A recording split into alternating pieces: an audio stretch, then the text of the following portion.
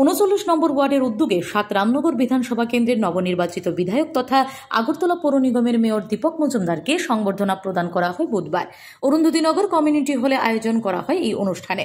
এদিনের অনুষ্ঠানে নবনির্বাচিত বিধায়কের সাথে উপস্থিত ছিলেন 39 নম্বর ওয়ার্ডের কর্পোরেটর অলোক রায়, মার্কফেড চেয়ারম্যান সঞ্জয় সাহা এবং বিশিষ্ট সঙ্গীত শিল্পী অমর ঘোষ সহ অন্যান্যরা।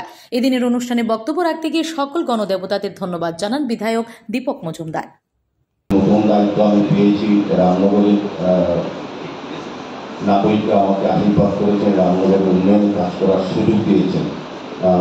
আমি বলবো যে আমাকে রেকর্ড ভোটে জিতেছেন, যেটা রামনগরের কোনোদিন কেউ এত ভোটে জিতেনি।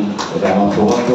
আমাদের উপর মানুষ আস্থা রেখেছেন, বিশ্বাস রেখেছেন। এই কারণে আমার যেটা মনে হয়েছে যে আমাদের দল আমাকে প্রার্থী করেছে, দলের উপর মানুষের নিশ্চয়ই আস্থা আছে।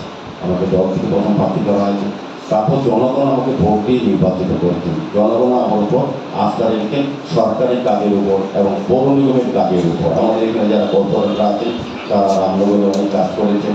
আমিও রামনগরে প্রায় 30 বছর যাব বিভিন্ন প্রোগ্রামে বিভিন্ন জায়গায় রামনগরের সঙ্গে আমার সরাসরি ভোটারদের সঙ্গে যোগাযোগ আছে। প্রতিটি পরিবারকে প্রায় চিনি বললেই হয়।